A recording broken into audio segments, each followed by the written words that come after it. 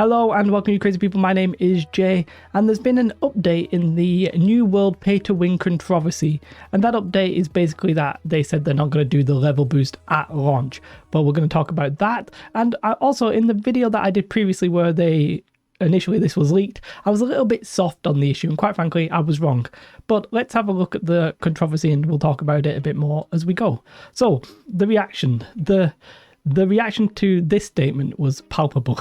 This came out on the NDA New World forum, basically, but it's been leaked because of the importance of this phrase.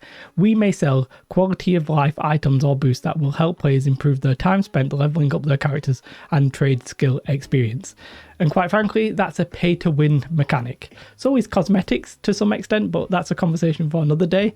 But that was pay-to-win. And the community has rightly been in uproar. I perhaps was maybe a little bit weak on that, but we'll get to that in a second. And then New World have now tweeted this. We are aware there are concerns around the storefront testing currently in alpha. To be clear, at launch, all of the items in the shop will be focused on cosmetics. There will be no boosts of any type for sale at launch. Now, does this change things? Yes and no. Because, let's face it, a level boost that you can get at the start becomes a requirement for people who are trying to be competitive, because a level boost will basically mean you get to end game quicker, then you can get more gold. You save time, you can then use that time to make more money. Time is money, as they say. And if they were going to have something where it was like XP boost for trade skills, then you are definitely making money because you're spending less on items to get them, or maybe you could sell those items instead. There's a direct financial correlation there. So a level boost, an XP boost, can and is pay to win, right? For sure. I think I agree with that statement completely now.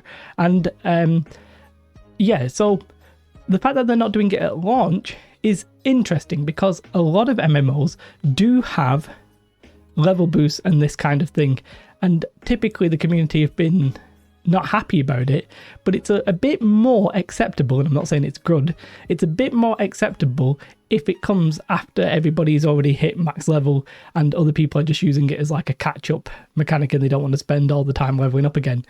It can still be a problem because having multiple characters, now I'm not saying this applies to New World, but having multiple characters and multiple professions and stuff like that can actually be pay to win, even if it's down the line. I'm looking at like World of Warcraft and the Burning Crusade right now. That's coming out very soon. There's a level boost to 58, which I sort of think is okay because it's an old game, but whatever. But you could literally argue that there's a pay to win mechanic because many people can now just buy lots of like professionals.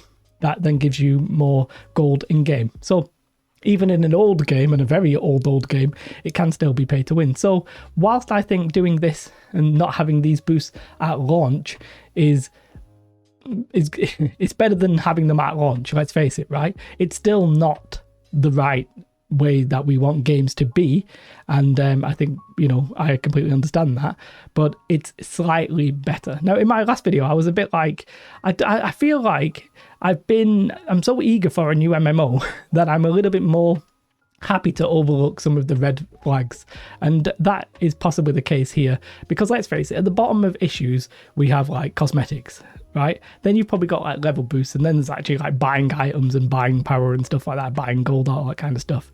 So level boosts are sort of accepted in the community, but I feel like the reaction to this has been very strong, and I sort of hope this continues. I like the idea that we push companies to not do these mechanics in games that we don't like. I didn't do a very good job in that last video. I'm only a very small voice, I know, but I should be doing better, and we will do. So yeah, how do you feel about it now that it's not going to be at launch? Obviously, the question then is, when are they going to do it? Because they are going to do it, I think. When do they do it? If you do it within 2 weeks, then at launch is it's the same thing. Do you know what I mean? So it'll be interesting to see when they do it. How do you feel now that let's say they do it 3 months after? How do you feel about that? Ideally, it wouldn't be in there, but we don't have the game with the sales method or model that we would all like, which is probably a buy to play pay a subscription, no fees involved, no like microtransactions, sort of like World of Warcraft, except if you took out the macro transactions because they're actually quite expensive. If you had that kind of model, but that kind of model just doesn't seem to be doing very well in the industry. Like, there aren't that many games that follow that model. I think maybe, yeah, literally World of Warcraft, and even they have microtransactions. Even Ashes of Creations is going to have cosmetic microtransactions. I think that's a buy to pay and then a sub game as well. So yeah, like, it's difficult because the least bad is still bad. So that's how I feel about these. I'm going to be a bit more on top of it and trying to throw my voice to think the way that we want things to be. And I say we, the majority of players want things to be, and the way that we want it to be for consumers. And as consumers ourselves, that makes sense. So that's my pledge. Have a most beautiful day. Let me know how you feel. Goodbye.